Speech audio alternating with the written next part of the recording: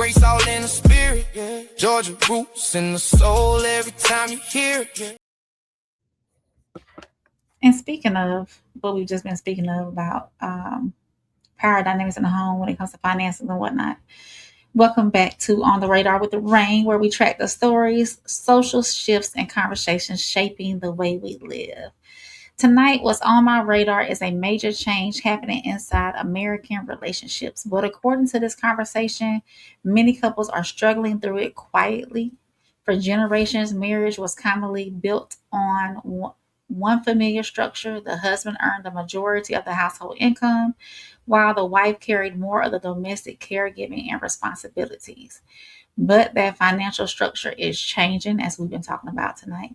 Women are increasingly matching or exceeding the earnings of their husbands, yet the expectations surrounding masculinity, femininity, and marriage have not always changed at the same space or pace. So in this interview, author and journalist Liza Mundy describes this as a social shift happening almost in silence. She says couples have no clear guidebook for navigating a marriage where the wife becomes the primary breadwinner. Monday even references research suggesting that some couples misrepresent the wife's higher earnings on census forms, possibly showing how uncomfortable or stigmatized the role reversal can still feel. But the issue is not just simply about who earns more, it's about how couples define providing. She argues that successful marriages may require the husband to provide differently, possibly through childcare, household responsibilities, emotional support, or creating stability at home. She also says the wife must recognize and appreciate those contributions rather than defining a provider only by the size of a paycheck. Ultimately, she says couples must be flexible enough to adjust their expectations. That it's a sort of social shift that is almost happening in silence within marriages. There's no guidebook for couples where the wife is earning more than the man. I mean, I did research on this that showed in couples where the wife is the primary breadwinner, they actually lie about it on the US Census form. They try not to have this as a public thing. So in the couples you've studied where it starts out in a sort of, I don't know if let's call it a traditional earning pattern where the husband earns more than the wife, and then things change, the wife's earning capacity becomes more, and obviously we are talking about relationships between a man and a woman because that's what's really changing here. How does a successful marriage navigate that shift? Well, I think in a successful marriage, the husband steps up to the plate to provide in a different way, domestically or with childcare, and the wife has enough sense to be grateful for that and appreciative and find other sort of a broader definition of providing. It depends on the couple's willingness to be flexible and to adjust their expectations within marriage. In my book, which was published some years ago now, I was optimistic about our being able to adjust to this what is likely to become a new reality. I think so. I'm still tend to be optimistic, although I do think right now we're in the middle of a cultural backlash against it. So as within so many cultural changes, I think there will be 2 steps forward and 1 step back. And is it really? Yeah. So when a woman no longer needs a man strictly for financial survival, does that mean she does not need him at all? Or or does it mean that men and women must develop a broader understanding of value, leadership, service, and partnership? That's a hell of a question, because if it was reversed and a man was taking care of himself, if he was washing, cooking, and cleaning, what does he need her for? You know what I mean? Like, what are we? This is just dangerous. It's a healthy conversation, but it's also dangerous. It's very dangerous. Yeah. What makes it? Why you think it's dangerous, Pug? It's dangerous because it's creating not only the role dynamics, the power dynamics. That's making the whole relationship transactional almost. Wasn't it always transact? That's what I've been preaching that Damn. for about a year. Man, it is transactional.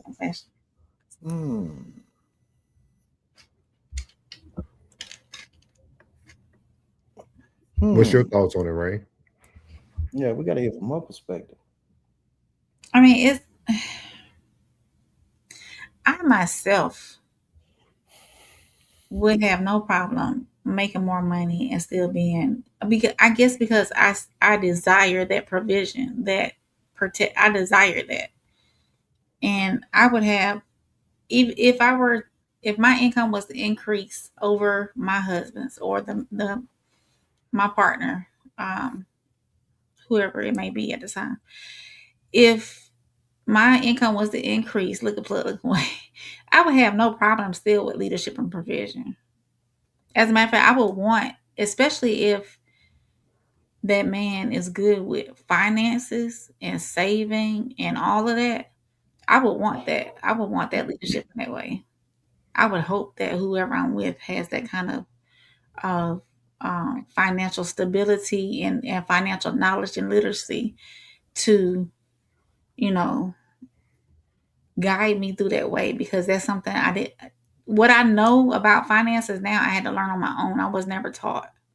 So I had to learn through trial and error, big time, especially younger, than what I am now. But it's I would I I desire provision and leadership regardless if I'm making more or not.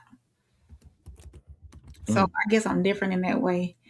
I do feel as though, like Plug said before too, that some women will possibly, depending on I think though, if the leadership is solid in the relationship before the income increases, then it shouldn't be no issues. Like if the leadership isn't solid, then yes, it's gonna be some issues, because that woman's gonna think that she can, she's making better moves, bigger moves, especially if that man isn't.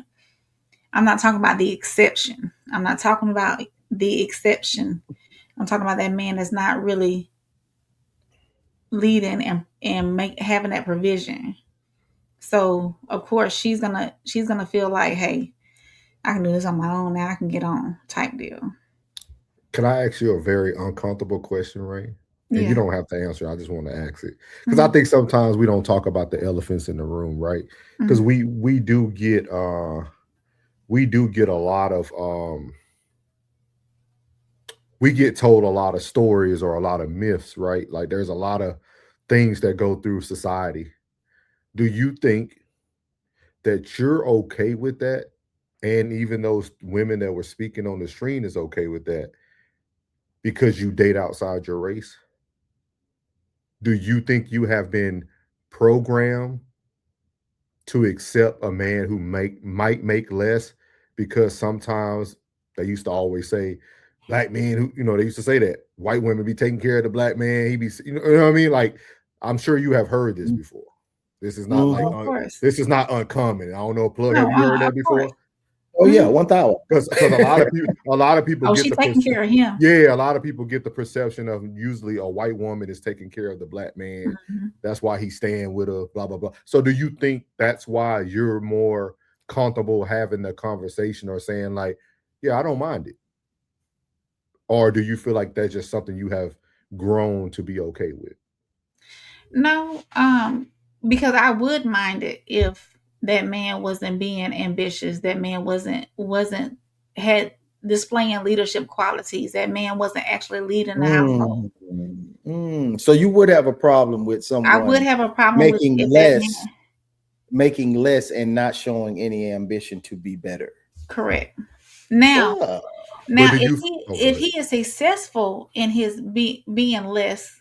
Now let me what a what a double entendre. Go ahead. no, if he is Yeah. successful, if he is successful, I'm happy, successful and making less than me, and is a great leader, and knows what leadership and provision consists of, and there is no problems in the household, then yes, I'm not gonna mind that. But if he's making less and I'm increasing, and he's not doing it, he's not being a leader in the household, he's not, Mm. he doesn't have financial literacy, he doesn't, make decisions. He doesn't, do those things that I desire that leader to do in the household, then no, I'm not going to be okay with it. Okay. But you can make less than me. It's a hell of a question you posed there. So I mean, I have another one, but I have another one. Go ahead. Because I've been trying to get answers from Rain. Y'all know we got a show called Different Soils, different, same soil, different roots. I never got the question of why white women choose black men, right? And so I'm trying to now pose these questions or these sayings we hear sometime in society, right? So you answer the first one, and then you kind of dove directly into the second one we used to hear, right? Most white women used to choose black men because y'all feel more protected, y'all feel more comfortable. So like so you're almost answering that too, right? Like you're agreeing that I'm okay with him making less as long as he's being that dominant man that I desired him to be. And he's doing, and he's okay. That's all. I just wanted to make sure that like the cliches and all the terms we hear, I'm just trying to get you like some results for when the next time. So you wouldn't mind a post-strong man?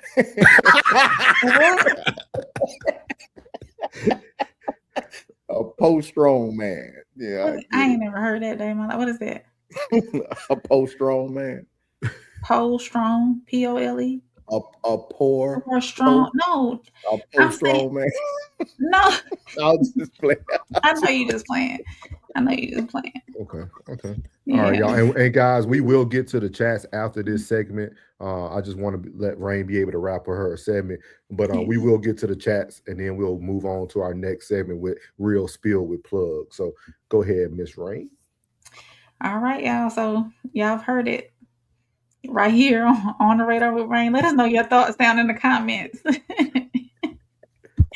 Make sure you hit that like button. Make sure you hit that subscribe button. And if you're catching it on the rewatch, I just said it. Leave your thoughts down in the comments.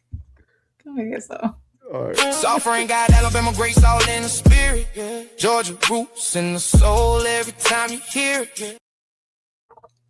All right, we're gonna get to some of these chats before we get to the real spill with Plug, man. You know what? We're gonna go ahead and do the real spill with Plug, then we'll get to the chat. We're gonna keep it rolling like we normally do, so that because they got some good questions. So we'll